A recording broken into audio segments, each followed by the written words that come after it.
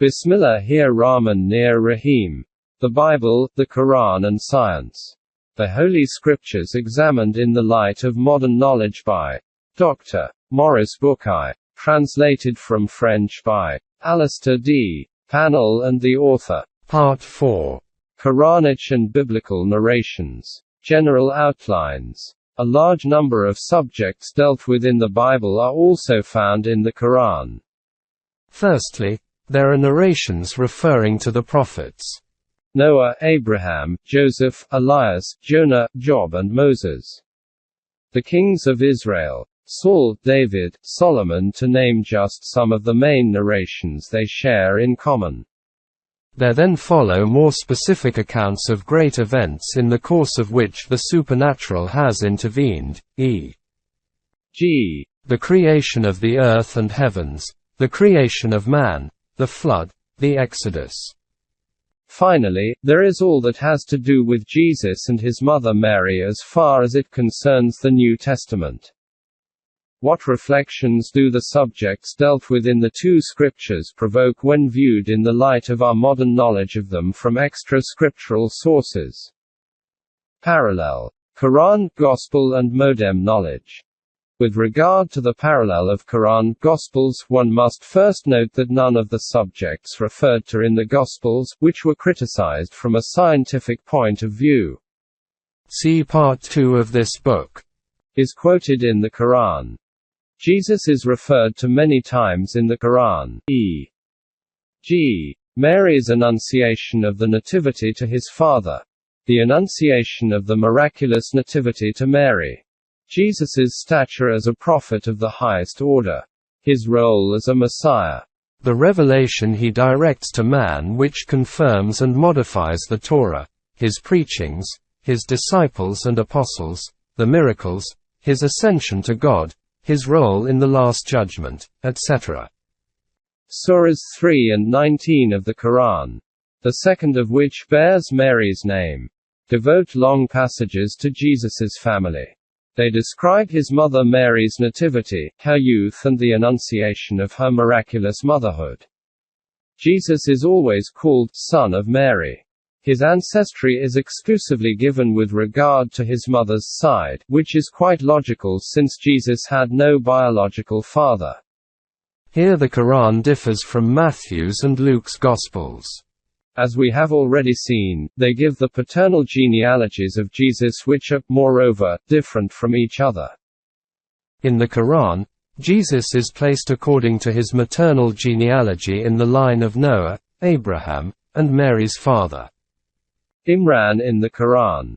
Surah 3, verses 33 and 34. God chose Adam, Noah, the family of Abraham and the family of Imran above all his creatures, as descendants one from another. So Jesus is descended from Noah and Abraham on his mother Mary's side, and from her father Imran. The errors made in the naming of the ancestors of Jesus's found in the Gospels are not present in the Quran. Nor are the impossibilities in the genealogies contained in the Old Testament of Abraham's ancestry, both of which were examined in the first and second parts of this book. Once again, this fact must be noted if one is to be objective. And yet again its great importance appears very clearly in the face of the unfounded statements which are made claiming that Muhammad, the author of the Quran, largely copied the Bible. One wonders in that case who or what reason compelled him to avoid copying the passages the Bible contains on Jesus's ancestry, and to insert at this point in the Quran the corrections that put his text above any criticism from modern knowledge.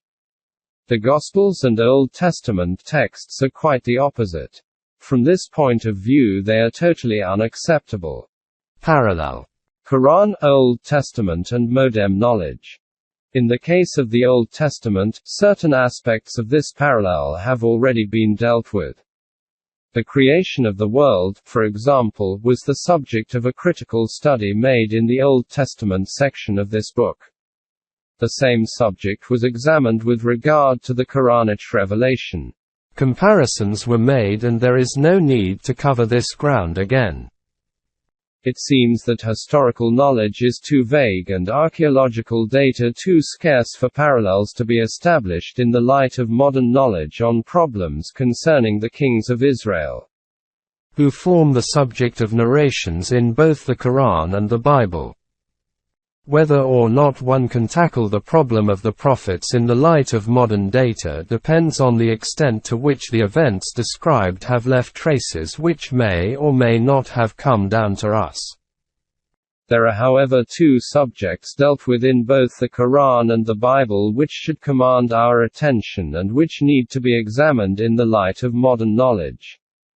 They are as follows. The Flood. The Exodus. The first because it has not left traces in the history of civilization which support the biblical narration, whereas modern data do not permit us to criticize the narration contained in the Quran. The second because the biblical and Quranic narrations evidently complement each other in their broad outlines, and modern data seem to provide both of them with remarkable historical support. The Flood. The biblical narration of the flood and the criticism leveled at it a reminder. The examination of the Old Testament description of the flood in the first part of this book led to the following observations. There is not just one description of the flood, but two, written at different times. The Yavist version, which dates from the 9th century B.C. The sacerdotal version dating from the 6th century B.C. So called because it was the work of priests of the time. These two narrations are not juxtaposed, but interwoven so that part of one is fitted in between parts of the other, i.e. paragraphs from one source alternate with passage from the other. The commentary to the translation of Genesis by Father de Vaux, a professor at the Biblical School of Jerusalem, shows very clearly how the paragraphs are distributed between the two sources. The narration begins and ends with a Yavist passage. There are 10 Yavist paragraphs altogether, and between each one a sacerdotal passage has been inserted. There are a total of 9 sacerdotal paragraphs. This mosaic of texts is only coherent when read from a point of view which takes the succession of episodes into account, since there are blatant contradictions between the two sources. Father de Vaux describes them as two accounts of the flood, in which the cataclysm is caused by different agents and lasts different lengths of time, and where Noah receives into the ark a different number of animals. When seen in the light of modern knowledge, the biblical description of the flood as a whole is unacceptable for the following reasons.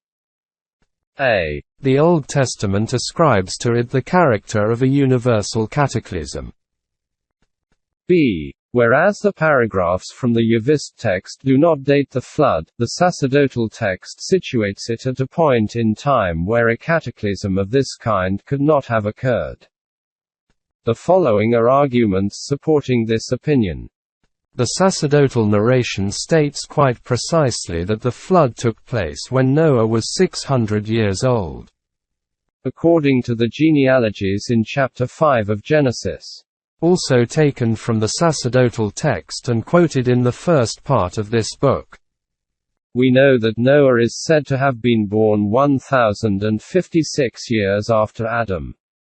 Consequently, the flood would have taken place 1655 years after the creation of Adam. The genealogical table of Abraham, moreover, taken from the same text and given in Genesis 11:10-32, allows us to estimate that Abraham was born 292 years after the flood. As we know that, according to the Bible, Abraham was alive in roughly 1850 B.C. The flood would therefore be situated in the 21st or 22nd century B.C. This calculation is in strict keeping with the information in old editions of the Bible which figures prominently at the head of the biblical text. This was at a time when the lack of human knowledge on the subject was such that the chronological data contained in the Bible were accepted without question by its readers for want of any arguments. To the contrary, how is it possible to conceive today of a universal cataclysm in the 21st or 22nd century B.C., which destroyed life on all the Earth's surface, except for the people and animals in the ark? By this time, civilizations had flourished in several parts of the globe, and their vestiges have now come down to posterity. In Egypt at this time, for example, the intermediate period followed the end of the Old Kingdom and preceded the beginning of the Middle Kingdom. In view of our knowledge of the history of this period, it would be absurd to maintain that the flood had destroyed all civilization at this time. Thus it may be affirmed from a historical point of view that the narration of the flood as it is presented in the Bible is in evident contradiction with modern knowledge. The formal proof of man's manipulation of the scriptures is the existence of the two texts. The narration of the flood contained in the Quran. The Quran gives a general version which is different from that contained in the Bible and does not give rise to any criticisms from a historical point of view. It does not provide a continuous narration of the flood. Numerous surahs talk of the punishment inflicted upon Noah's people. The most complete account of this is in Surah 11, verses 25 to 49. Surah 71, which bears Noah's name, describes above all Noah's preachings, as do verses 105 to 115, Surah 26. Before going into the actual course taken by events, we must consider the flood as described in the Quran, by relating it to the general context of the punishment God inflicted on communities guilty of gravely infringing His commandments. Whereas the Bible describes a universal flood intended to punish ungodly humanity as a whole, the Quran, in contrast, mentions several punishments inflicted on certain specifically defined communities. This may be seen in verses 35 to 39. Surah 25. We gave Moses the scripture and appointed his brother Aaron with him as vizier. We said, "Go to the people who have denied our signs." We destroyed them completely. When the people of Noah denied the messengers, we drowned them and we made of them a sign for mankind. We destroyed the tribes of Ad and Tamad, the companions of Ras, and many generations between them. We warned each of them by examples and we annihilated them completely. Surah 7, verses 59 to 93 contains a reminder of the punishments brought upon Noah's people, the Ad, the Tamad, Lot, Sodom, and Madian respectively. Thus the Quran presents the cataclysm of the flood as a punishment specifically intended for Noah's people. This is the first basic difference between the two narrations. The second fundamental difference is that the Quran, in contrast to the Bible, does not date the flood in time and gives no indication as to the duration of the cataclysm itself. The causes of the flooding are roughly the same in both narrations. The sacerdotal description in the Bible, Genesis chapter 7:11, cites two causes which occurred simultaneously. On that day all the fountains of the great deep burst forth, and the windows of the heavens were opened. The Quran records the following in verses 11 and 12, Surah 54. We opened the gates of heaven with pouring water, and we caused the ground to gush forth springs, so the waters met according to the decree which has been ordained. The Quran is very precise about the contents of the ark. The order God gave to Noah was faithfully executed, and it was to do the following. Surah 11, verse 40. In the ark, load a pair of every kind, thy family, save this one against whom the word has already gone forth, and those who believe. But only a few had believed with him. The person excluded from the family is an outcast son of Noah. We learn, Surah 11, verses 45 and 46, how Noah's supplications on this person's behalf to God were unable to make him alter his decision. Apart from Noah's family, minus the outcast son, The Quran refers to the few other passengers on board the ark who had believed in God. The Bible does not mention the latter among the occupants of the ark. In fact, it provides us with 3 different versions of the ark's contents. According to the Yavist version, a distinction is made between pure animals and birds, and impure animals. 7 pairs, i.e., 7 males and 7 females, of each pure species was taken into the ark and only 1 pair of each impure species. According to a modified Yavist verse, Genesis chapter 7:8, there was only 1 pair of each species, whether pure or impure. According to the sacerdotal version, there was Noah, his family, with no exceptions, and a pair taken from each species. The narration in the Quran of the flooding itself is contained in Surah 11, verses 25 to 49, and in Surah 23, verses 23 to 30. The biblical narrative does not present any important differences. In the Bible, the place where the ark comes to rest is in the Ararat Mountains. Genesis chapter 8:4. And for the Quran it is the Judi. Surah 11, verse 44. This mountain is said to be the highest of the Ararat range in Armenia, but nothing proves that the names were not changed by man to tally with the 2 narratives. This is confirmed by R. Blashir. According to him, there is a peak in Arabia named Judi. The agreement of names may well be artificial. In conclusion, it is possible to state categorically what major differences exist here between the biblical and Quranic narrations. Some of them escape critical examination because objective data are lacking.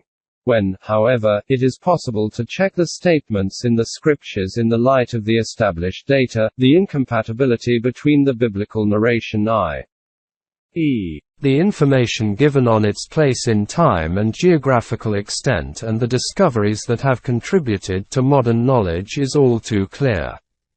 In contrast to this, the narration contained in the Quran is free from anything which might give rise to objective criticism. One might ask if it is possible that, between the time of the biblical narration and the one contained in the Quran, man could have acquired knowledge that shed light on this event. The answer is no, because from the time of the Old Testament to the Quran, the only document man possessed on this ancient story was the Bible itself. If human factors are unable to account for the changes in the narrations which affected their meaning with regard to modern knowledge, another explanation has to be accepted, i.e., a revelation which came after the one contained in the Bible. The Exodus. With the exodus from Egypt of Moses and his followers, the first stage of their move to Canaan, we come to an event of great importance.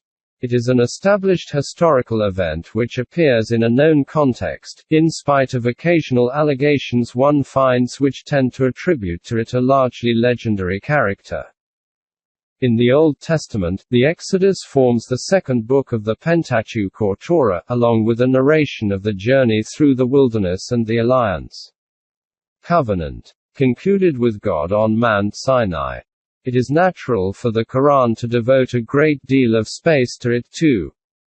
An account of the dealings Moses and his brother Aaron had with the Pharaoh and of the exit from Egypt is found in more than 10 surahs containing long descriptions, e.g. surahs 7, 10, 20 and 26, along with more abridged versions and even simple reminders.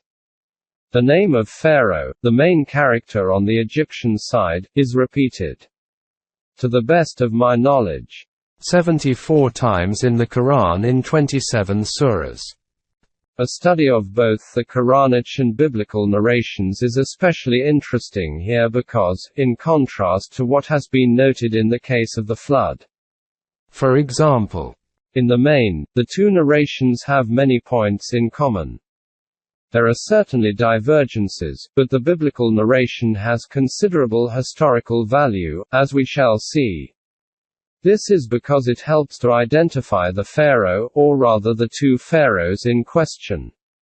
This hypothesis, which starts with the Bible, is complemented by the information contained in the Quran. Modern data are added to these two scriptural sources, and it is thus possible, through a confrontation between the Bible, the Quran and today's knowledge, to situate this episode from the Holy Scriptures in a historical context. The Exodus according to the Bible. The biblical narration begins with a reminder of the Jews' entry into Egypt with Jacob, who joined Joseph there. Later on, according to Exodus chapter 1:8, now there arose a new king over Egypt, who did not know Joseph. The period of oppression followed. The Pharaoh ordered the Jews to build the cities of Pithom and Ramesses, to use the names given to them in the Bible. Exodus I:11. To avoid a population explosion among the Hebrews, Pharaoh ordered each newborn son to be thrown into the river. Moses was nevertheless preserved by his mother for the first 3 months of his life before she finally decided to put him in a rush basket on the river's edge. The Pharaoh's daughter discovered him, rescued him and gave him to a nurse, none other than his own mother. This was because Moses' sister had watched to see who would find the baby, had pretended not to recognize him and then recommended to the princess a nurse who was really the child's mother. He was treated as one of the Pharaoh's sons and given the name Moses. As a young man, Moses left for a country called Midian where he married and lived for a long time. We read an important detail in Exodus chapter 2:23. In the course of those many days the king of Egypt died. God ordered Moses to go and find the Pharaoh and lead his brothers out of Egypt. The description of this order is given in the episode of the burning bush. Aaron, Moses' brother, helped him in this task.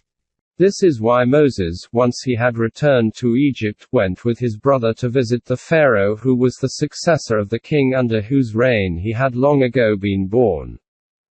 The Pharaoh refused to allow the Jews in Moses' group to leave Egypt.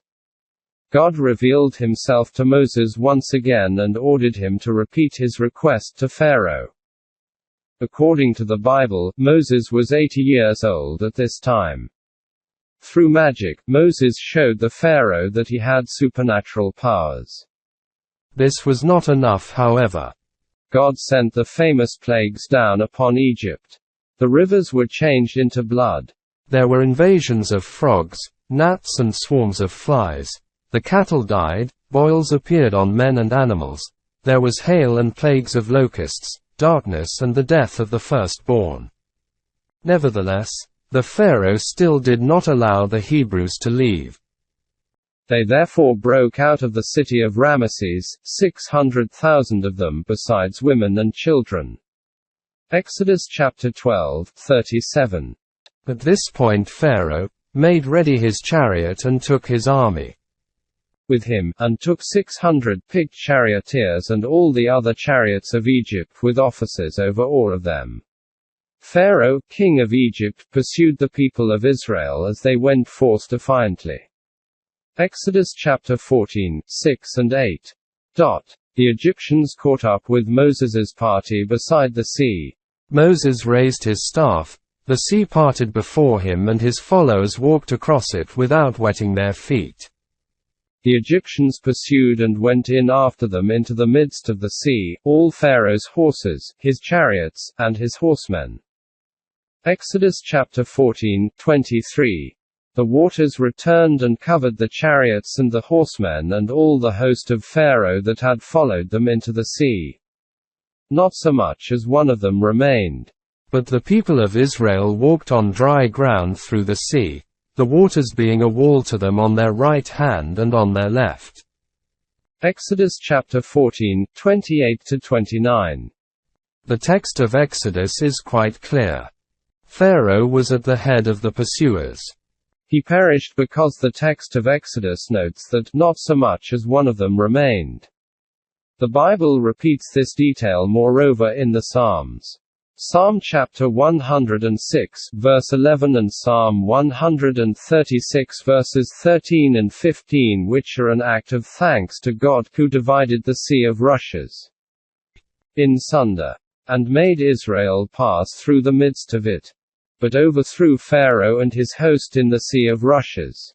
There can be no doubt, therefore, that according to the Bible, the Pharaoh of the Exodus perished in the sea.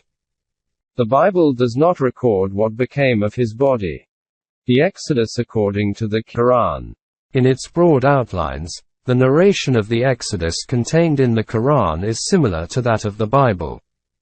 It has to be reconstituted, however, because it is made up of passages dispersed throughout the book.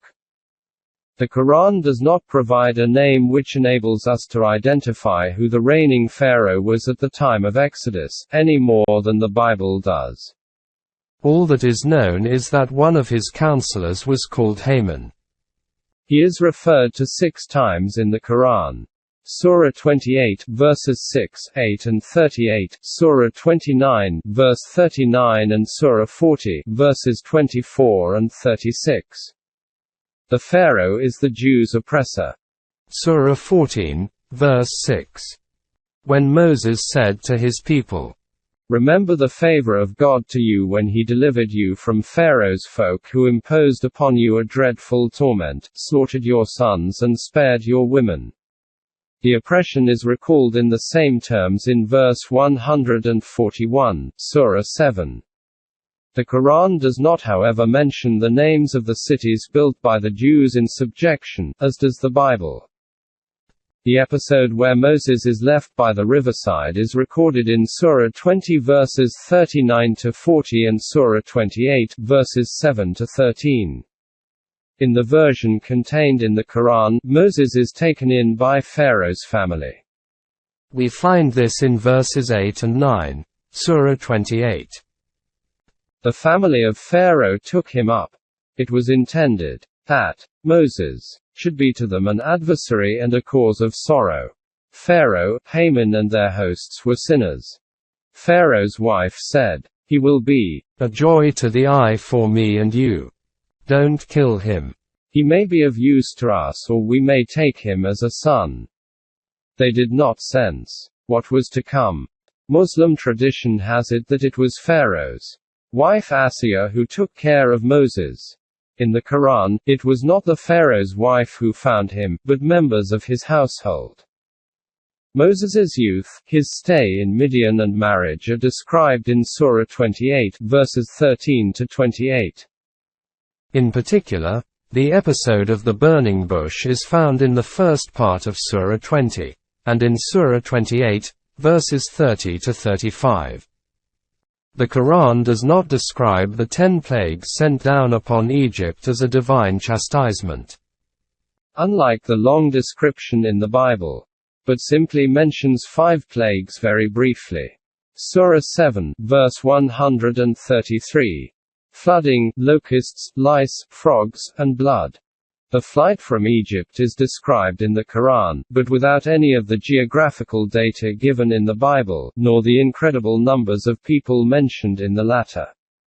It is difficult to imagine how 600,000 men plus their families could have stayed in the desert for a long time, as the Bible would have us believe. This is how the death of Pharaoh pursuing the Hebrews is described. Surah 20, verse 78. Pharaoh pursued them with his hosts and the sea covered them. The Jews escaped. Pharaoh perished, but his body was found. A very important detail not mentioned in the biblical narration. Surah 10, verses 90 to 92. God is speaking. We took the children of Israel across the sea. Pharaoh with his hosts pursued them in rebellion and hostility till, when the fact of his drowning overtook him, he said, "I believe there is no God except the God in whom the children of Israel believe. I am of those who submit themselves to him." God said, "What? Now? Thou hast rebelled and caused depravity. This day we save thee in thy body so that thou mayest be a sign for those who come after thee. But verily, many among mankind are heedless of our signs." This passage requires 2 points to be explained. A. The spirit of rebellion and hostility referred to is to be understood in terms of Moses's attempt to persuade the Pharaoh. B. The rescue of the Pharaoh refers to his corpse because it is stated quite clearly in verse 98, Surah 11, that Pharaoh and his followers have been condemned to damnation. Surah 11, verse 98, Pharaoh will go before his people on the day of resurrection and will lead him to the fire. For those facts which can be checked with historical, geographical and archaeological data therefore, it should be noted that the Quranic and biblical narrations differ on the following points. The absence in the Quran of place names, both of the cities built by the Hebrews in Moses's group, and on the route taken by the Exodus. The absence of any reference to the death of a pharaoh during Moses's stay in Midian. The absence in the Quran of details concerning Moses's age when he addressed his request to the pharaoh. The absence in the Quran of the numbering of Moses's followers. These figures are openly exaggerated in the Bible to incredible proportions. Said to have been 600,000 men plus their families, forming a community of more than 2 million inhabitants. The absence of any mention in the Bible of the rescue of the Pharaoh's body after his death. For our present purposes, the points to be noted because they are shared by both narrations are as follows. The confirmation contained in the Quran of Pharaoh's oppression of the Jews in Moses's group.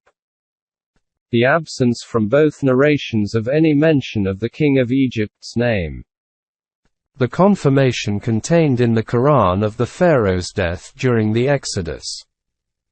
Confrontation between scriptural data and modern knowledge.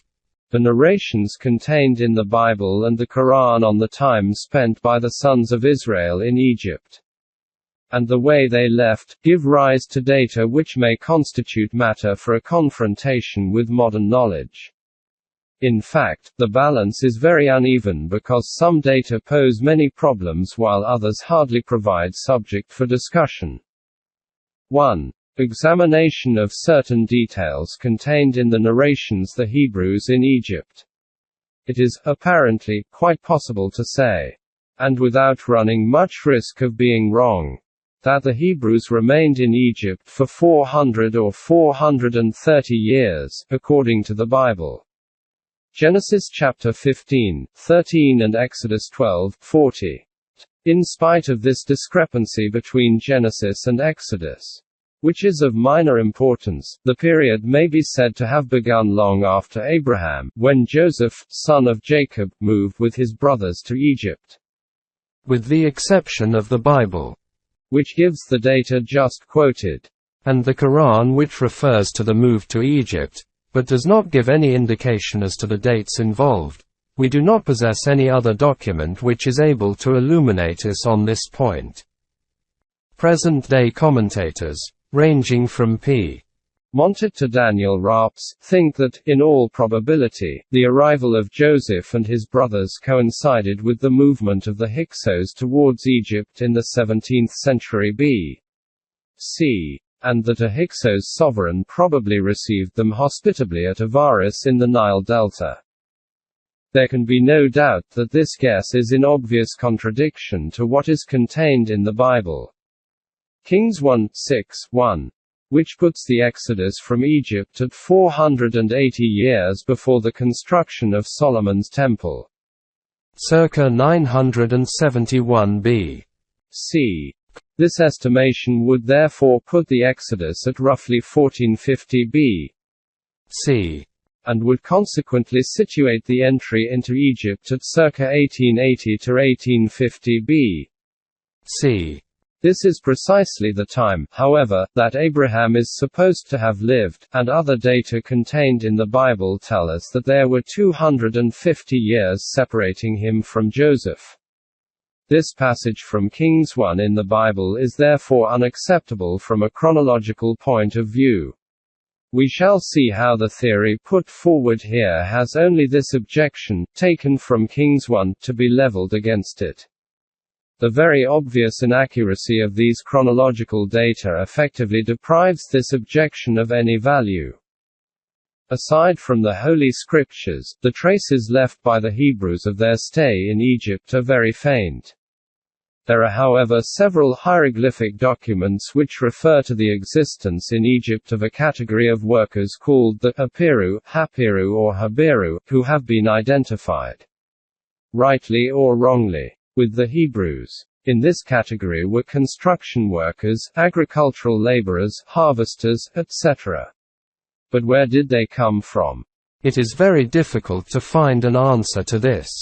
Father de Vaux has written the following about them. They are not members of the local population, they do not identify themselves with a class in society, they do not all share the same occupation or status. Under Thutmosis III, they are referred to in a papyrus as workers in the stables. It is known how Amenophis II, in the 15th century B.C., brought in 3,600 of these people as prisoners from Canaan, because, as Father de Vaux notes, they constituted a considerable percentage of the Syrio-Palestinian population. Under Sethos I, in circa 1300 B.C., Apiru created considerable disturbances in the Beth Shean region of Canaan. And under Ramesses II some of them were employed in the quarries or for transporting piles used in the works of the pharaoh. E.g. the Great Pylon of Ramesses Maimon. We know from the Bible that the Hebrews, under Ramesses II, were to build the northern capital, the city of Ramesses. In Egyptian writings the Apiru are mentioned once again in the 12th century B.C. and for the last time under Ramesses III. Apiru are not just mentioned in Egypt however, so did the term therefore apply solely to the Hebrews. It is perhaps wise to recall that the word could initially have been used to signify forced laborers, without regard to their origins, and that it subsequently became an adjective indicating a person's profession. We might perhaps draw an analogy with the word Suisse, which has several different meanings in French. It can mean an inhabitant of Switzerland, a mercenary soldier of the old French monarchy who was of Swiss extraction, a Vatican guard, or an employee of a Christian church. However, this may be, under Ramesses II, the Hebrews, according to the Bible, or the Apiru, according to the hieroglyphic texts, took part in the great works ordered by the pharaoh, which were indeed forced labor. There can be no doubt that Ramesses II was the Jews' oppressor. The cities of Ramesses and Pithom, mentioned in Exodus, are situated at the eastern part of the Nile Delta. Today's Tanis and Cantir, which are roughly 15 miles apart, are in the same region as these two cities. The northern capital constructed by Ramesses II was situated there. Ramesses II is the pharaoh of the oppression. Moses was to be born in this environment. The circumstances pertaining to his rescue from the waters of the river have already been outlined above. He has an Egyptian name. P. Montet has clearly shown in his book Egypt and the Bible, L'Egypte et la Bible, that the names Mes or Mesi are on the list of personal names in the Dictionary of the Hieroglyphic Language by rank. Musa is the transliteration used in the Quran. The Plagues of Egypt. Under this title the Bible refers to 10 punishments inflicted by God, and provides many details concerning each of these plagues. Many have supernatural dimensions or characteristics. The Quran only lists 5 plagues, which, for the most part, are merely an exaggeration of natural phenomena. Flooding, locusts, lice, frogs and blood. The rapid multiplication of locusts and frogs is described in the Bible. It speaks of river water changed to blood which floods all the land. Sick. The Quran refers to blood, but without giving any complementary details. It is possible to invent all kinds of hypotheses on the subject of this reference to blood. the other plagues described in the Bible, gnats, swarms of flies, boils, hail, darkness, death of the firstborn and of cattle, have various origins, as was the case of the flood, and are constituted by the juxtaposition of passages from many different sources. The route taken by the Exodus. No indication of this is given in the Quran, whereas the Bible refers to it in great detail. Father de Vaux and P. Montet have both reopened studies into it. The starting point was probably the Tanis-Cantir region, but no traces have been found of the rest of the route taken which could confirm the biblical narration.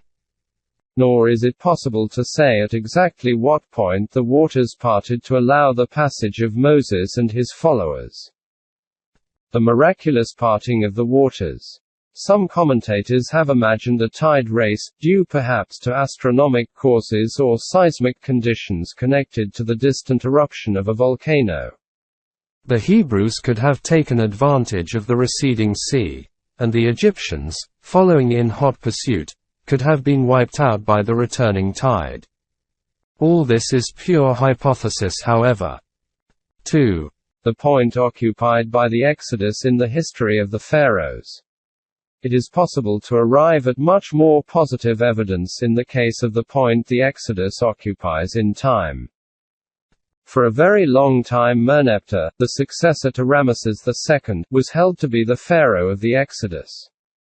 Maspero, the famous Egyptologist of the beginning of this century did, after all, write in his Visitor's Guide to the Cairo Museum. Guide du Visiteur du Musée du Caire. 1900, that Merneptah was probably, according to the Alexandrian tradition, the pharaoh of the Exodus who is said to have perished in the Red Sea. I have been unable to find the documents on which Maspero based this assertion, but the eminence of this commentator requires us to attach the greatest importance to what he claims.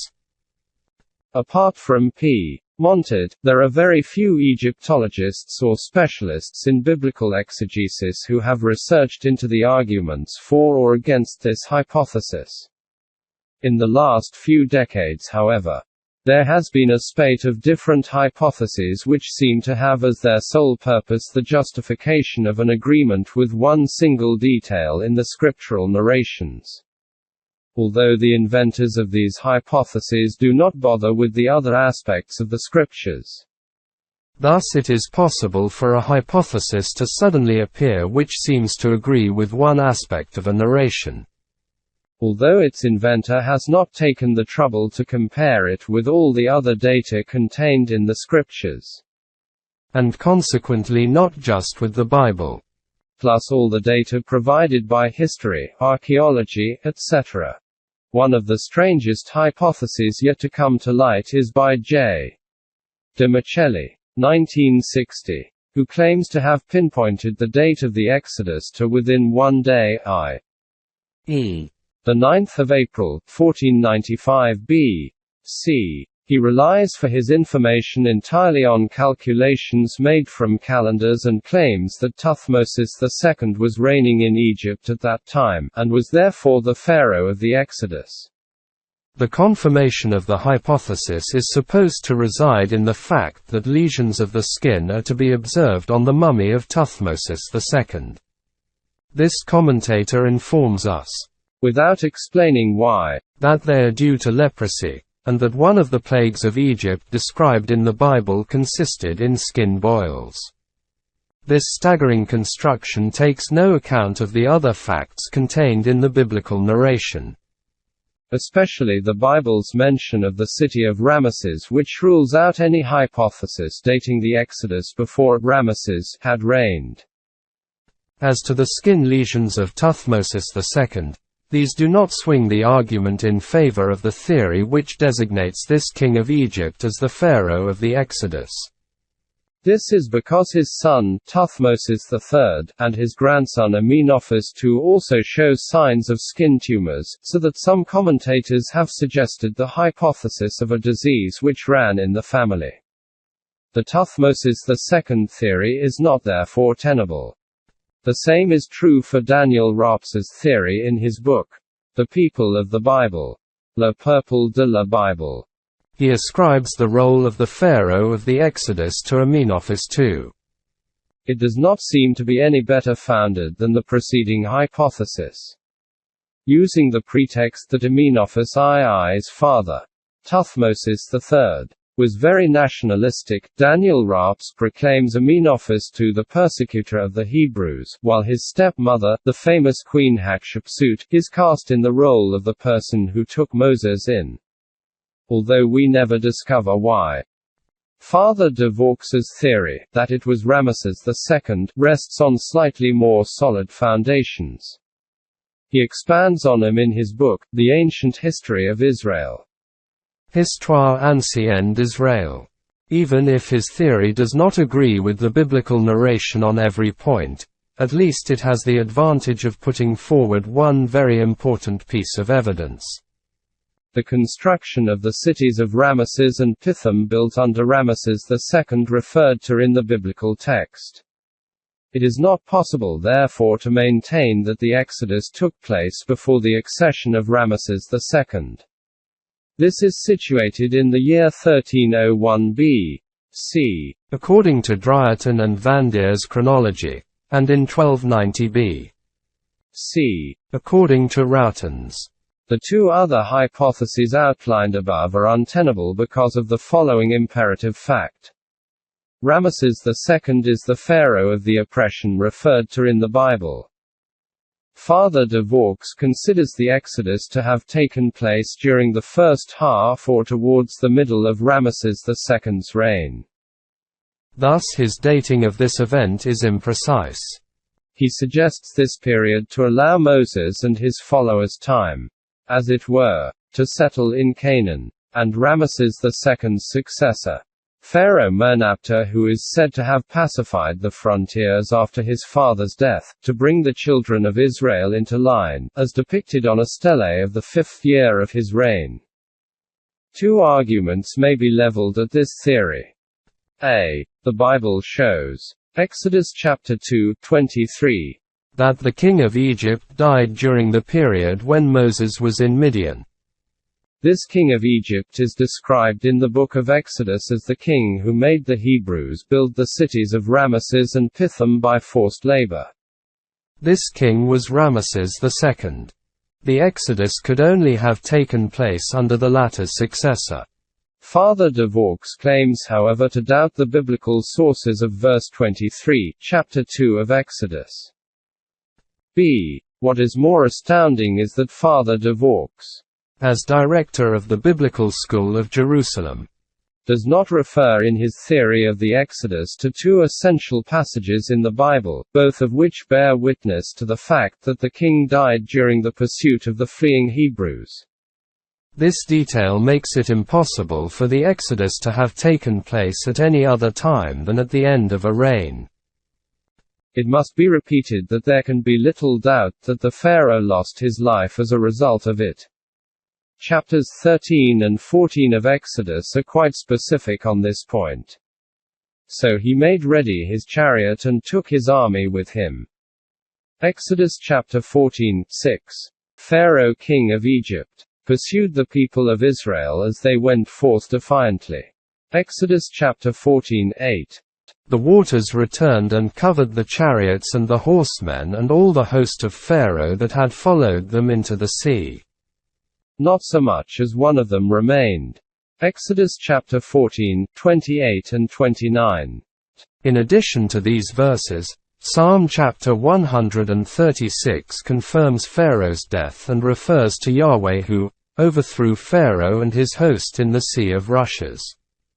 Psalms 136:15. Thus, during Moses's lifetime, one Pharaoh died when Moses was in Midian and another during the Exodus. There were not one, but two pharaohs at the time of Moses. One during the oppression and the other during the Exodus from Egypt. The theory of a single pharaoh, Ramesses II, put forward by Father de Vaux is unsatisfactory because it does not account for everything. The following observations are further arguments against his theory. 3. Ramesses II, Pharaoh of the oppression. Merneptah, Pharaoh of the Exodus. P. Montet has very discerningly resumed the original Alexandrian tradition mentioned by Maspero. It is found much later in the Islamic tradition as well as in the classic Christian tradition.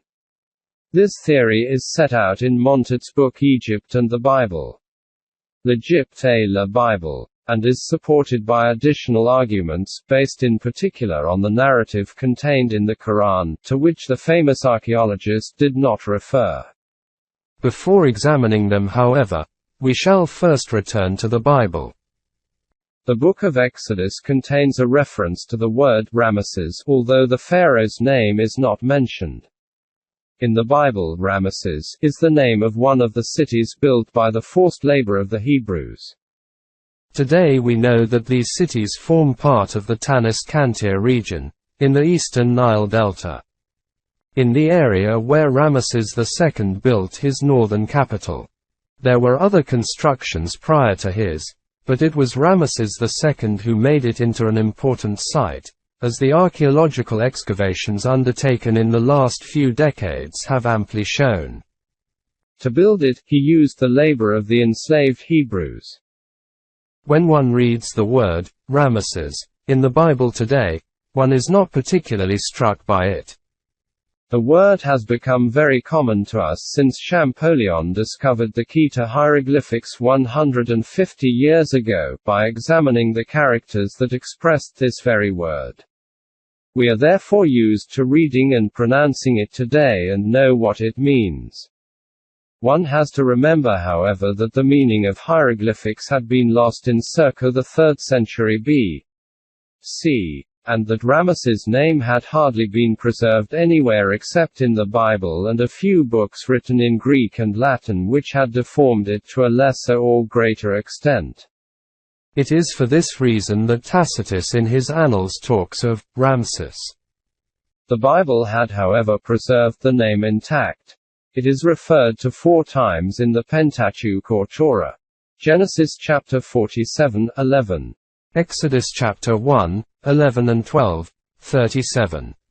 Numbers 33:3 and 33:5. The Hebrew word for Ramesses is written in 2 ways in the Bible. Ra-E-M-S-S or Ramses. In the Greek version of the Bible, called the Septuagint, it is Rames. In the Latin version, Vulgate, it is written, Ramesses. In the Clementine version of the Bible in French, 1st edition, 1621, the word is the same, Ramesses. The French edition was in circulation at the time of Champollion's work in this field. In his summary of the hieroglyphic system of the ancient Egyptians, Précis du système hiéroglyphique des anciens Égyptiens. 2nd edition, 1828, page 276. Champollion alludes to the biblical spelling of the word. Thus the Bible had miraculously preserved Ramesses' name in its Hebrew, Greek and Latin versions. The preceding data alone are enough to establish the following. A. There can be no question of the Exodus before Ramesses had come to the throne in Egypt. 11 kings of Egypt had this name. B. Moses was born during the reign of the pharaoh who built the cities of Ramesses and Pithom i.e. Ramesses II. C. When Moses was in Midian, the reigning pharaoh i.e. Ramesses II died. The continuation of Moses's story took place during the reign of Ramesses II's successor, Merneptah. What is more, the Bible adds other highly important data which help to situate the Exodus in the history of the pharaohs. It is the statement that Moses was 80 years old when, under God's orders, he tried to persuade Pharaoh to free his brothers. Now Moses was 80 years old, and Aaron 83 years old, when they spoke to Pharaoh. Exodus chapter 7:7. Elsewhere, however, the Bible tells us. Exodus chapter 2:23.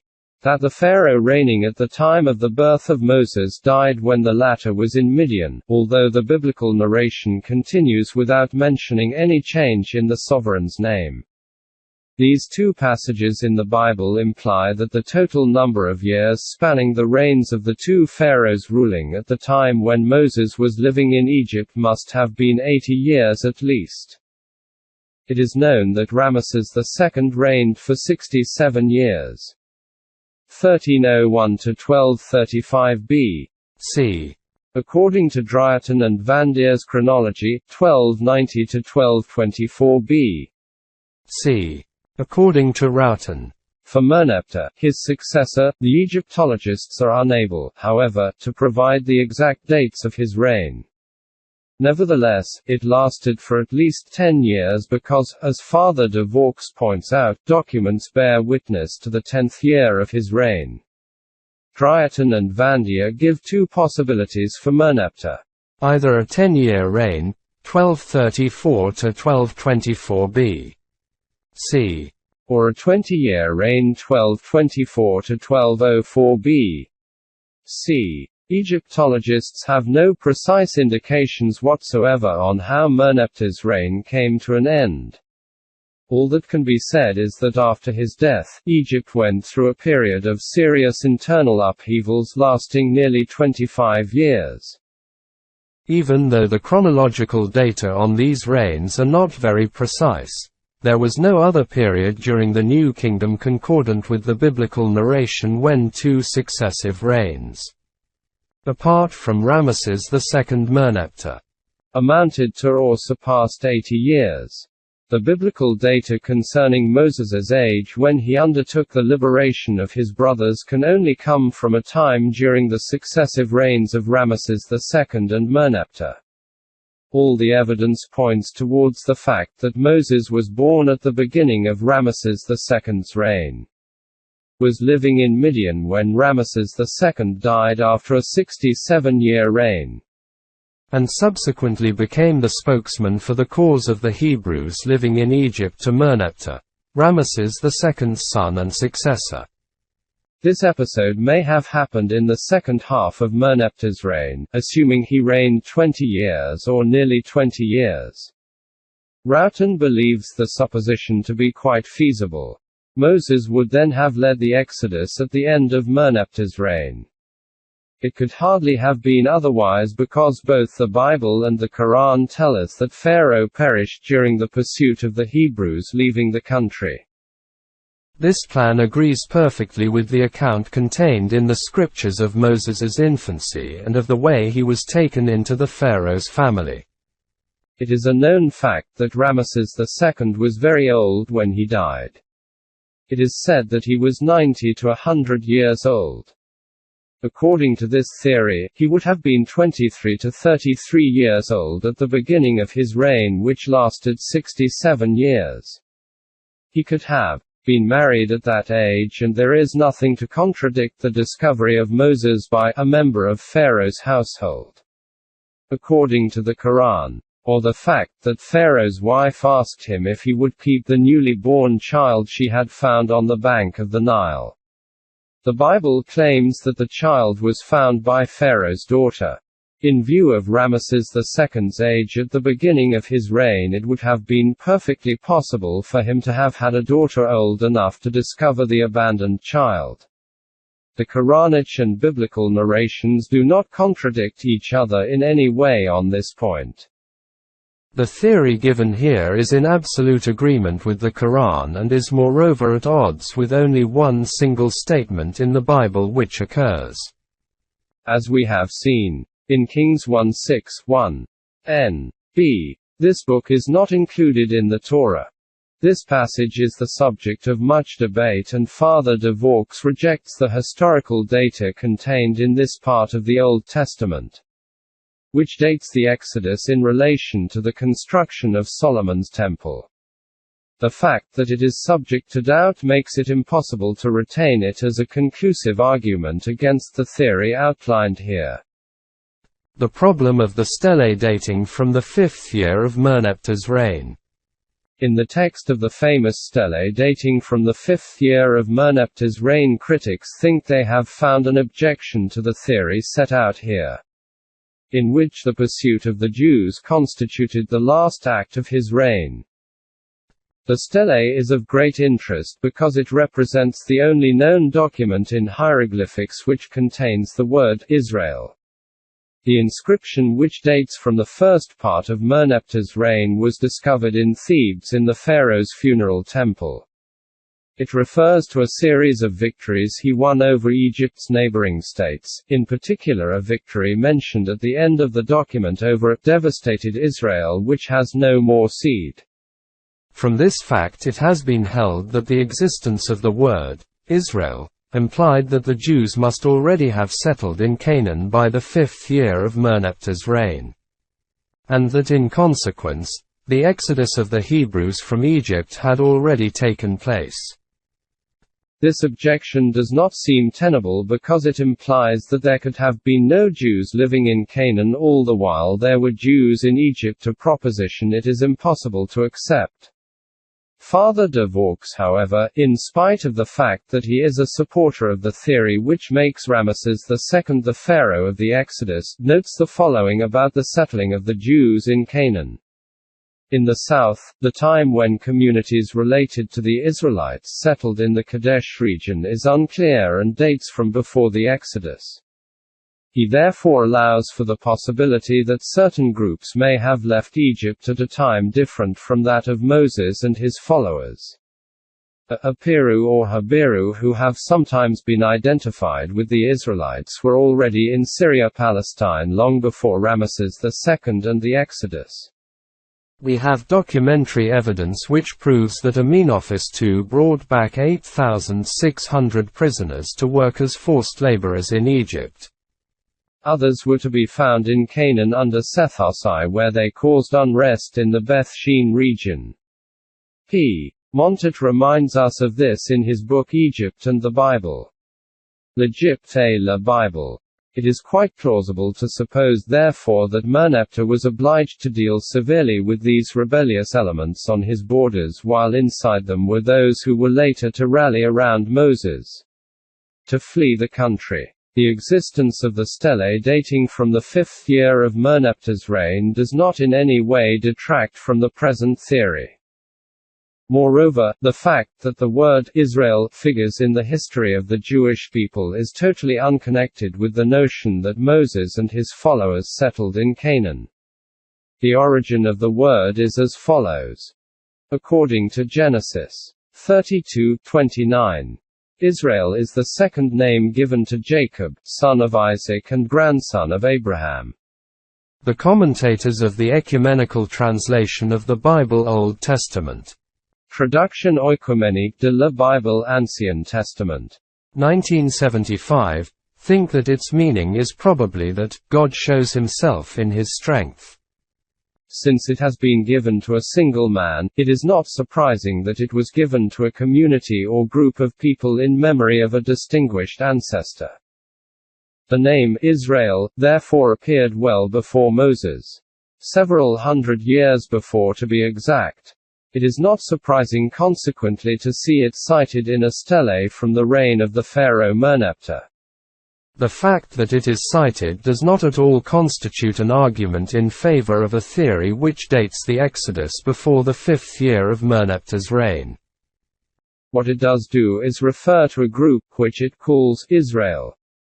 But Merneptah's stele cannot be alluding to a politically established collectivity because the inscription dates from the end of the 13th century B.C. And the Kingdom of Israel was not formed until the 10th century B.C. It must therefore refer to a human community of more modest proportions. Nowadays, we know that the entry of Israel into history was preceded by a long formatory period of 8 or 9 centuries. This period was distinguished by the settling of many semi-nomadic groups, especially the Amorites and the Arameans all over the region. In the same period, patriarchs began to appear in their communities, among whom were Abraham, Isaac and Jacob Israel. The second name of this last patriarch was used to designate the original group. The nucleus of a future political entity which was to appear long after Merneptah's reign, since the Kingdom of Israel lasted from 931 or 930 to 721 B.C. 4. The description contained in the Holy Scriptures of the Pharaoh's death during the Exodus. This event marks a very important point in the narrations contained in the Bible and the Quran. It stands forth very clearly in the texts. It is referred to in the Bible, not only in the Pentateuch or Torah, but also in the Psalms. The references have already been given. It is very strange to find that Christian commentators have completely ignored it. Thus, Father de Vaux maintains the theory that the exodus from Egypt took place in the first half or the middle of Ramesses II's reign. His theory takes no account of the fact that the pharaoh perished during the Exodus, a fact which should make all hypotheses place the event at the end of a reign. In his Ancient History of Israel, Histoire ancienne d'Israël, the head of the Biblical School of Jerusalem does not seem to be at all troubled by the contradiction between the theory he maintains and the data contained in the two books of the Bible, the Torah and Psalms. In his book, Egypt and the Bible, L'Egypte et la Bible, p. Montet places the Exodus during Merneptah's reign, but says nothing about the death of the pharaoh who was at the head of the army following the fleeing Hebrews. This highly surprising attitude contrasts with the Jews' outlook. Psalm chapter 136, verse 15 gives thanks to God who overthrew Pharaoh and his host in the Sea of Rushes and is often recited in their liturgy. They know of the agreement between this verse and the passage in Exodus 14:28-29. The waters returned and covered the chariots and the horsemen and all the host of Pharaoh that had followed them into the sea. Not so much as one of them remained. There is no shadow of a doubt for them that the Pharaoh and his troops were wiped out. These same texts are present in Christian Bibles. Christian commentators quite deliberately, and in contradiction to all the evidence, brush aside the Pharaoh's death. What is more, however, some of them mention the reference made to it in the Quran and encourage their readers to make very strange comparisons. In the translation of the Bible directed by the Biblical School of Jerusalem, we find the following commentary on the Pharaoh's death by Father Kuroya. The Quran refers to this Pharaoh's death, Surah 10, verses 90-92, and popular tradition has it that the Pharaoh who was drowned with his army, an event which is not mentioned in the holy text, lives beneath the ocean where he rules over the men of the sea, i.e., the seals. It is obvious that the uninformed reader of the Quran is bound to establish a connection between a statement in it which for the commentator contradicts the biblical text and this absurd legend which comes from a so-called popular tradition mentioned in the commentary after the reference to the Quran. The real meaning of the statement in the Quran on this has nothing to do with what this commentator suggests. Verses 90-92. Surah 10 inform us that the children of Israel crossed the sea while the Pharaoh and his troops were pursuing them, and that it was only when the Pharaoh was about to be drowned that he cried, "I believe there is no God except the God in which the children of Israel believe. I am of those who submit themselves to him." God replied, "What? Now, thou hast rebelled and caused depravity. This day we save thee in thy body so that thou mayest be a sign for those who will come after thee." This is all that the surah contains on the Pharaoh's death. There is no question of the phantasms recorded by the biblical commentator either here or anywhere else in the Quran. The text of the Quran merely states very clearly that the Pharaoh's body will be saved. That is the important piece of information. When the Quran was transmitted to man by the Prophet, the bodies of all the pharaohs who are today considered, rightly or wrongly, to have something to do with the Exodus were in their tombs of the necropolis of Thebes, on the opposite side of the Nile from Luxor. At the time, however, absolutely nothing was known of this fact, and it was not until the end of the 19th century that they were discovered there. As the Quran states, the body of the pharaoh of the Exodus was in fact rescued. Whichever of the pharaohs it was, visitors may see him in the royal mummies room of the Egyptian Museum, Cairo. The truth is therefore very different from the ludicrous legend that Father Kuroya has attached to the Quran. 5. Pharaoh Merneptah's mummy. The mummified body of Merneptah, son of Ramesses II and Pharaoh of the Exodus. All the evidence points to this was discovered by Lauret in 1898 at Thebes in the King's Valley, whence it was transported to Cairo. Elliot Smith removed its wrappings on 8 July, 1907. He gives a detailed description of this operation and the examination of the body in his book The Royal Mummies. 1912. At that time the mummy was in a satisfactory state of preservation, in spite of deterioration in several parts.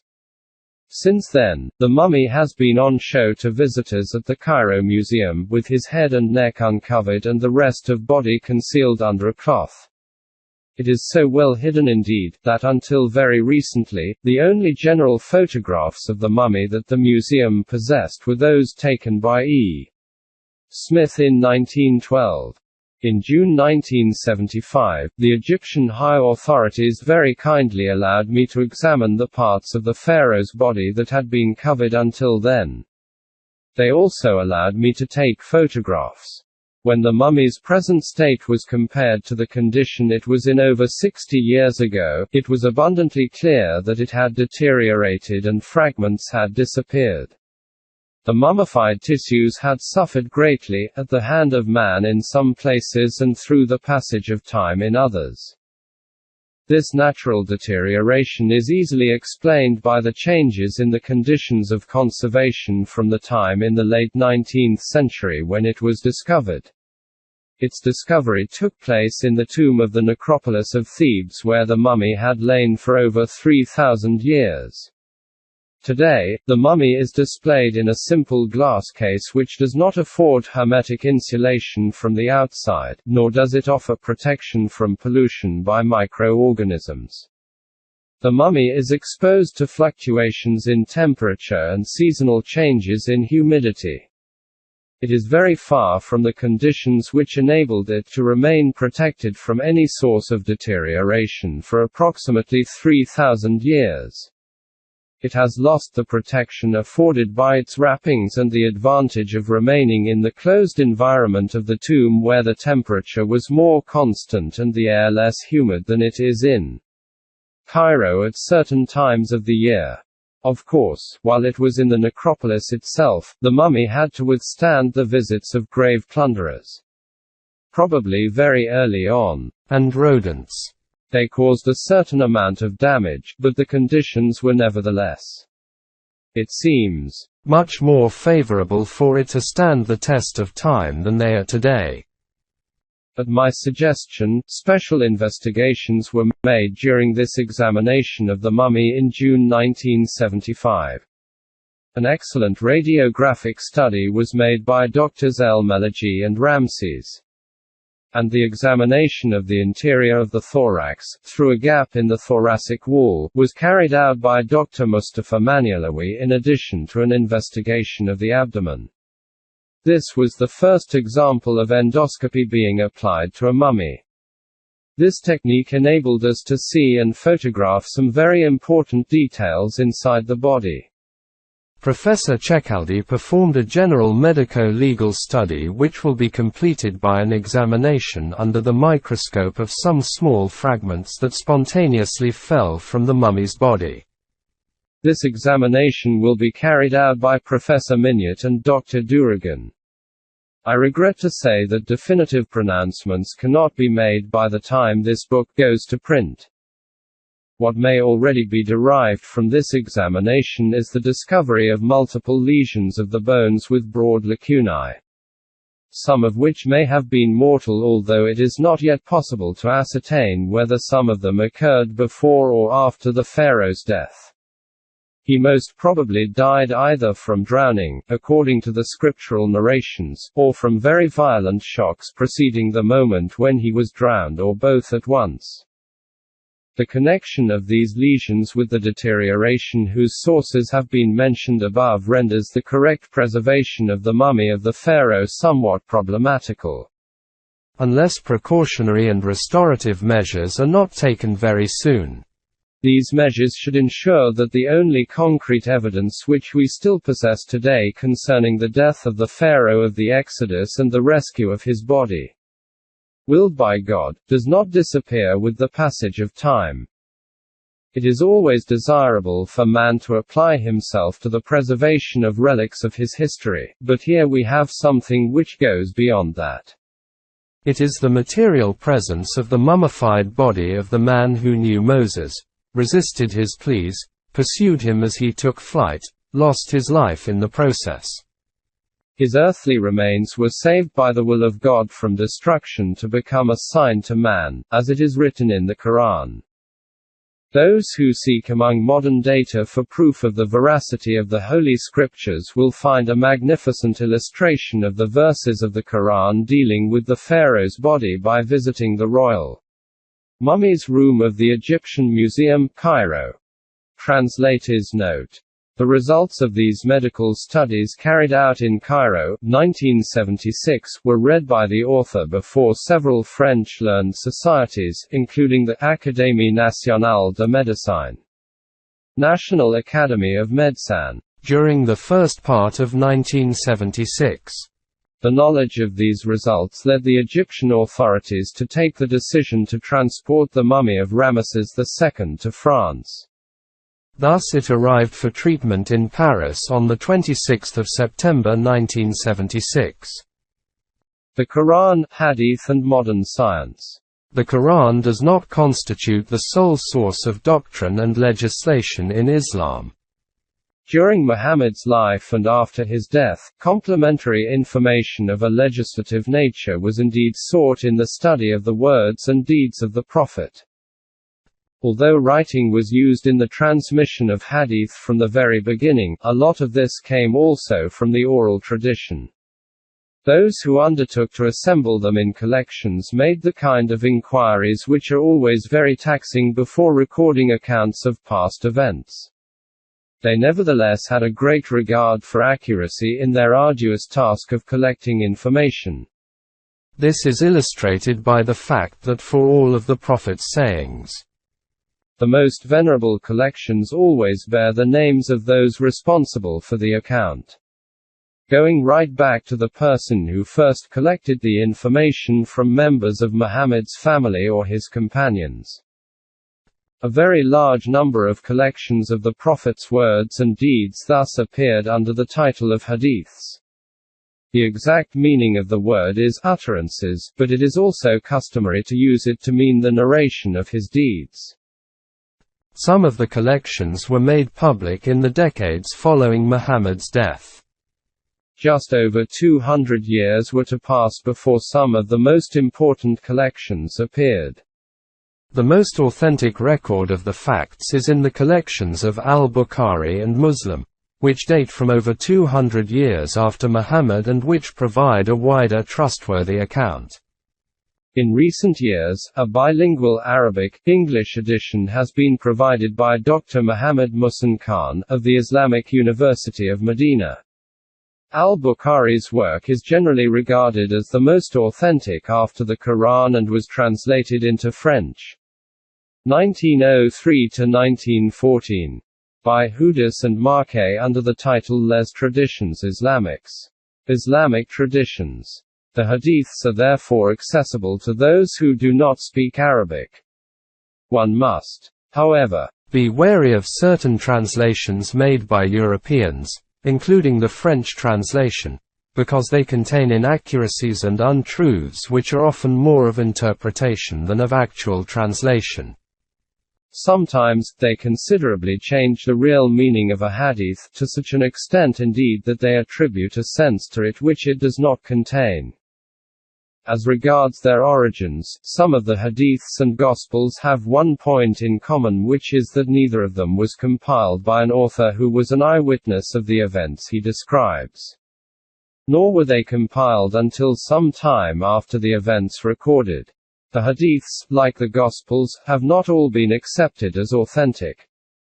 Only a small number of them receive the quasi-unanimous approval of specialists in Muslim tradition, so that, except al-Muwatta, Sahih Muslim and Sahih al-Bukhari, one finds in the same book, hadiths presumed to be authentic side by side with ones which are either dubious, or should be rejected outright. In contrast to canonic Gospels, which, though questioned by some modern scholars but which have never been contested by Christian high authorities, even those hadiths that are most worthy to be considered as authentic have been the subject of criticism. Very early in the history of Islam, masters in Islamic thought exercised a thorough criticism of the hadiths, although the basic book, the Quran, remained the book of reference and was not to be questioned. I thought it of interest to delve into the literature of the hadiths to find out how Muhammad is said to have expressed himself, outside the context of written revelation, on subjects that were to be explained by scientific progress in following centuries. Although Sahih Muslim is also an authentic collection, in this study I have strictly limited myself to the texts of the hadiths which are generally considered to be the most authentic, i.e., those of al-Bukhari. I have always tried to bear in mind the fact that these texts were compiled by men according to data received from a tradition which was partially oral, and that they record certain facts with a greater or lesser degree of accuracy, depending on the individual errors made by those who transmitted the narrations. These texts are different from other hadiths which were transmitted by a very large number of people and are unquestionably authentic. I have compared the findings made during an examination of the hadiths with those already set out in the section on the Quran and modern science. The results of this comparison speak for themselves. The difference is in fact quite staggering between the accuracy of the data contained in the Quran, when compared with modern scientific knowledge, and the highly questionable character of certain statements in the hadiths on subjects whose tenor is essentially scientific. These are the only hadiths to have been dealt with in this study. Hadiths which have as their subject the interpretation of certain verses of the Quran sometimes lead to commentaries which are hardly acceptable today. We have already seen the great significance of one verse. Surah 36, verse 36, dealing with the sun which runs its course to a settled place. Here is the interpretation given of it in a hadith. At sunset, the sun prostrates itself underneath the throne, and takes permission to rise again, and it is permitted, and then a time will come when it will be about to prostrate itself. It will ask permission to go on its course. It will be ordered to return whence it has come, and so it will rise in the west. Sahih al-Bukhari.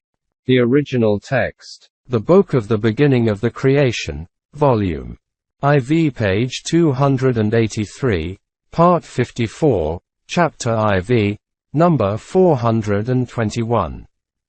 Is obscure and difficult to translate. This passage nevertheless contains an allegory which implies the notion of a course the sun runs in relation to the earth.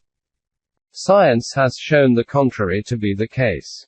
The authenticity of this hadith is doubtful. Zani. Another passage from the same work.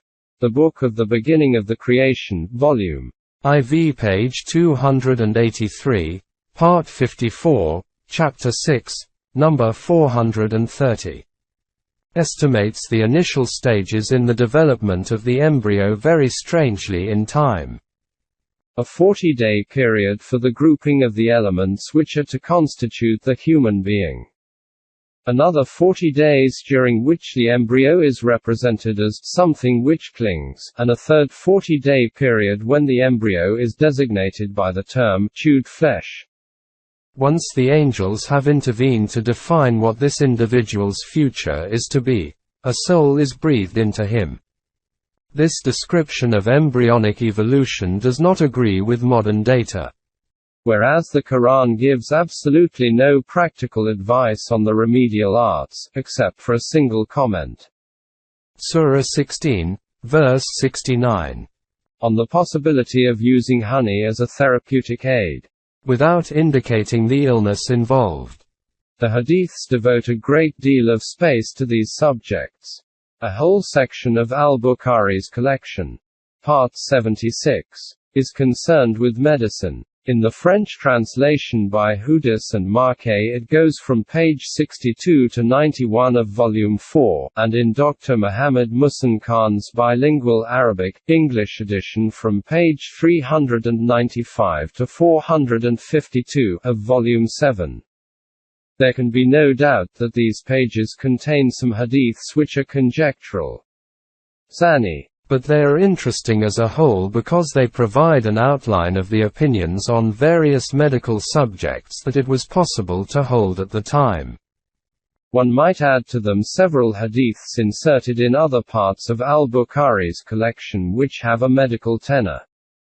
This is how we come to find statements in him on the harms caused by the evil eye, witchcraft and the possibility of exorcism. Although a certain restriction is imposed on the paid use of the Quran for this purpose.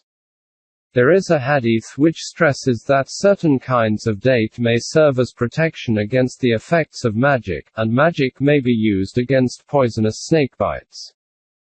We should not be surprised however to find that at a time when there were limited possibilities for the scientific use of drugs, people were advised to rely on simple practices. Natural treatments such as bloodletting, cupping, and cauterization, head shaving against lice, the use of camel's milk and certain seeds such as bacumen, and plants such as Indian cust. It was also recommended to burn a mat made of palm tree leaves and put the ash from it into a wound to stop bleeding. In emergencies, all available means that might genuinely be of use had to be employed. It does not seem a priori to be a very good idea, however, to suggest that people drink camel's urine. It is difficult today to subscribe to certain explanations of subjects related to various illnesses. Among them, the following might be mentioned. The origins of a fever. There are 4 statements bearing witness to the fact that fever is from the heat of hell. Al-Bukhari, The Book of Medicine, Volume 7, Chapter 28, page 416. The existence of a remedy for every illness. No disease God created, but He created its treatment. Ibid. Chapter 1, page 396. This concept is illustrated by the hadith of the fly. If a fly falls into the vessel of any of you, let him dip all of it into the vessel, and then throw it away, for in one of its wings there is a disease and in the other there is healing. Antidote for it. I.e., the treatment for that disease. Ibid. Chapter 15 to 16, pages 462 to 463. Also the Book of the Beginning of Creation Part 54, chapters 15 and 16. Abortion provoked by the sight of a snake, which can also blind. This is mentioned in the Book of the Beginning of Creation, Volume IV, Chapter 13 and 14, pages 330 and 334. Hemorrhages between periods. The Book of Menses, Menstrual Periods, Volume VI, Part 6, pages 490 and 495 contains 2 hadiths on the cause of hemorrhages between periods. Chapters 21 and 28. They refer to 2 women. In the case of the first, there is a description, undetailed, of the symptoms, with a statement that the hemorrhage comes from a blood vessel. In the second, the woman had experienced hemorrhages between periods for 7 years, and the same vascular origin is stated. One might suggest hypotheses as to the real causes of the above, but it is not easy to see what arguments could have been produced at the time to support this diagnosis. This could nevertheless have been quite accurate. The statement that diseases are not contagious. Al-Bukhari's collection of hadiths refers in several places. Chapters 19, 25, 30, 31, 53 and 54, Volume 7, Part 76, of the Book of Medicine. To certain special cases, e.g., leprosy. Page 408. Plague. Pages 418 and 422. Camel's scabies. Page 447. And also provides general statements. The latter are however placed side by side with glaringly contradictory remarks. It is recommended, for example, not to go to areas where there is plague, and to stay away from lepers. Consequently, it is possible to conclude that certain hadiths exist which are scientifically unacceptable. There is a doubt surrounding their authenticity. The purpose of reference to them lies solely in the comparison that they occasion with the verses of the Quran mentioned above. These do not contain a single inaccurate statement. This observation clearly has considerable importance. One must indeed remember that at the Prophet's death, the teachings that were received from this fell into two groups. Firstly, a large number of believers knew the Quran by heart because, like the Prophet, they had recited it many, many times. Transcriptions of the text of the Quran already existed moreover, which were made at the time of the Prophet and even before the Hegira. Secondly, the members of his following who were closest to him and the believers who had witnessed his words and deeds had remembered him and relied on him for support. In addition to the Quran, when defining a nascent doctrine and legislation. In the years that were to follow the Prophet's death, texts were to be compiled which recorded the two groups of teachings he had left. The first gathering of hadiths was performed roughly 40 years after the Hegira. But a first collection of Quranic texts had been made beforehand under Caliph Abu Bakr, and in particular Caliph Uthman, the second of whom published a definitive text during his caliphate, i.e. between the 12th and 24th years following Muhammad's death. What must be heavily stressed is the disparity between these two groups of texts, both from a literary point of view and as regards their contents. It would indeed be unthinkable to compare the style of the Quran with that of the Hadiths. What is more, when the contents of the two texts are compared in the light of modern scientific data, one is struck by the oppositions between them. I hope I have succeeded in showing what follows. On the one hand, statements in the Quran which often appear to be commonplace, but which conceal data that science was later to bring to light. On the other hand, certain statements in the Hadiths which are shown to be in absolute agreement with the ideas of their times but which contain opinions that are deemed scientifically unacceptable today. These occur in an aggregate of statements concerning Islamic doctrine and legislation, whose authenticity is unquestioningly acknowledged. Finally, it must be pointed out that Muhammad's own attitude was quite different towards the Quran from what it was towards his personal sayings. The Quran was proclaimed by him to be a divine revelation. Over a period of 20 years, the Prophet classified its sections with the greatest of care, as we have seen. The Quran represented what had to be written down during his own lifetime and learned by heart to become part of the liturgy of prayers. The Hadiths are said, in principle, to provide an account of his deeds and personal reflections, but he left it to others to find an example in him for their own behavior and to make them public however they liked. He did not give any instructions. In view of the fact that only a limited number of hadiths may be considered to express the Prophet's thoughts with certainty. The others must contain the thoughts of the men of his time, in particular with regard to the subjects referred to here. When these dubious or inauthentic hadiths are compared to the text of the Quran, we can measure the extent to which they differ. This comparison highlights, as if there was still any need to, the striking difference between the writings of this period, which are riddled with scientific and accurate statements, and the Quran, the book of written revelation, that is free from errors of this kind. General conclusions. At the end of this study, a fact that stands forth very clearly is that the predominant opinion held in the West on the texts of the Holy Scriptures we possess today is hardly very realistic. We have seen the conditions, times and ways in which the elements constituting the Old Testament, the Gospels and the Quran were collected and written down. The circumstances attendant upon the birth of the Scriptures for these three revelations differed widely in each case. A fact which had extremely important consequences concerning the authenticity of the texts and certain aspects of their contents. The Old Testament represents a vast number of literary works written over a period of roughly 900 years.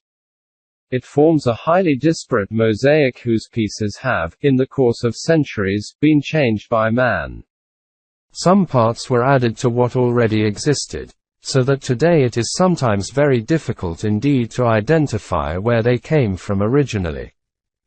Through an account of Jesus's words and deeds, the Gospels were intended to make known to men the teachings he wished to leave them on completion of his earthly mission. Unfortunately, the authors of the Gospels were not eyewitnesses of the data they recorded. They were spokesmen who expressed data that were quite simply the information that had been preserved by the various Judeo-Christian communities on Jesus's public life. Passed down by oral traditions or writings which no longer exist today, and which constituted an intermediate stage between the oral tradition and the definitive texts.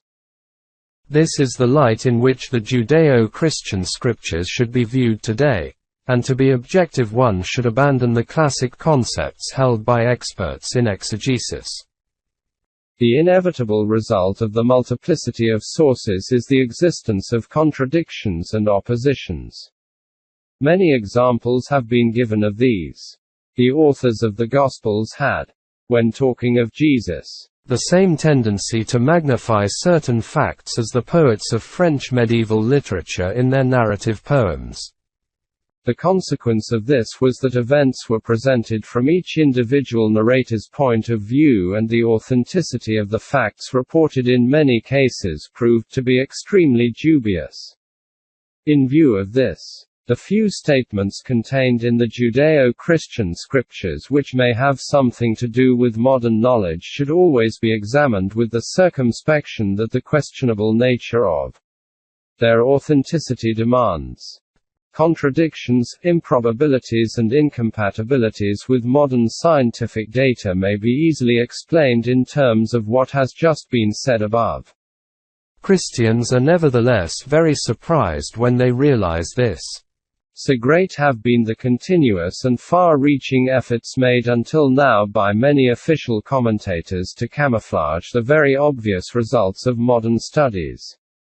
Under cunning dialectical acrobatics orchestrated by apologetic lyricism. A case in point are the genealogies of Jesus given in Matthew and Luke, which were contradictory and scientifically unacceptable. Examples have been provided which reveal this attitude very clearly. John's Gospel has been given special attention because there are very important differences between it and the other three Gospels. Especially with regard to the fact that his Gospel does not describe the institution of the Eucharist. This is not generally known. The Quranic revelation has a history which is fundamentally different from the other two. It spanned a period of some 20 years and, as soon as it was transmitted to Muhammad by Archangel Gabriel, believers learned it by heart. It was also written down during Muhammad's life.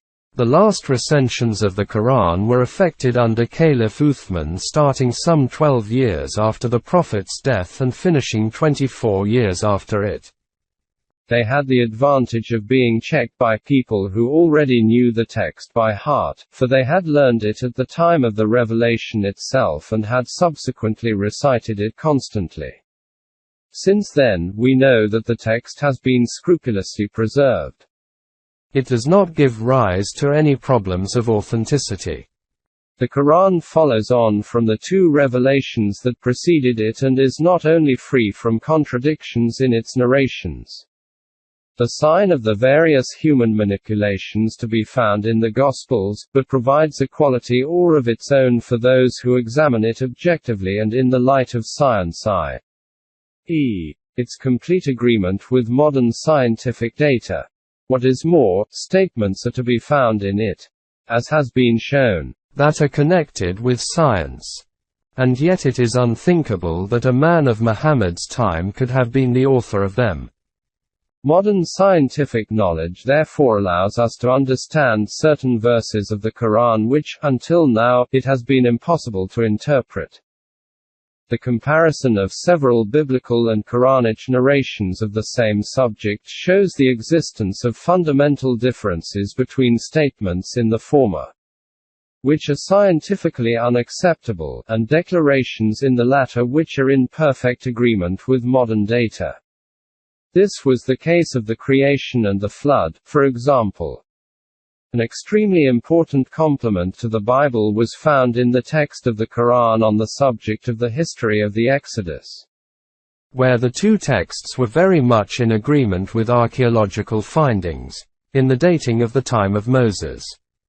Besides, there are major differences between the Quran and the Bible on the other subjects.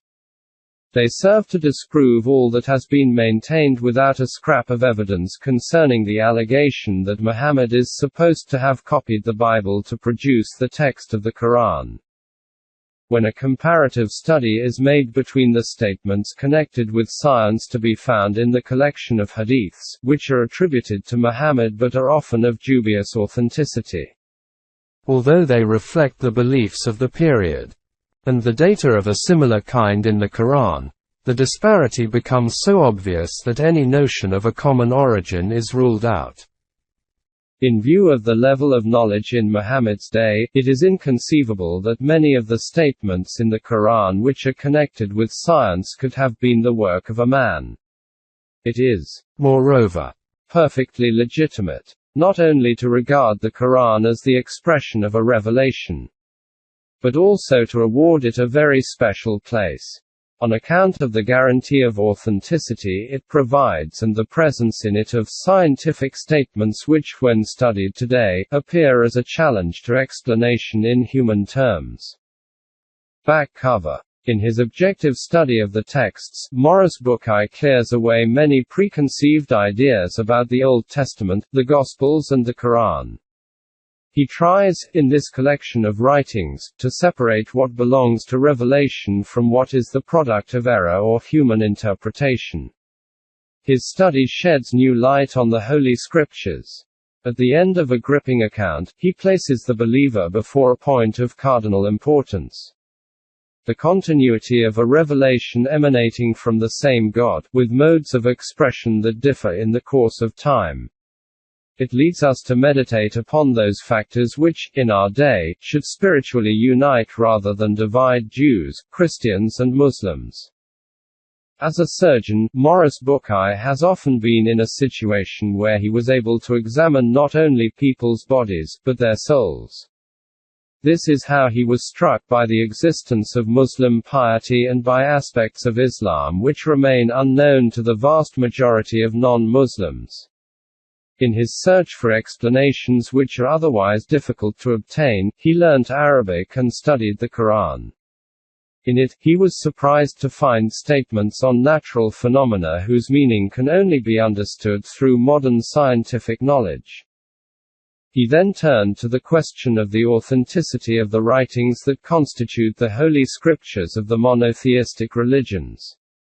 Finally, in the case of the Bible, he proceeded to a confrontation between these writings and scientific data.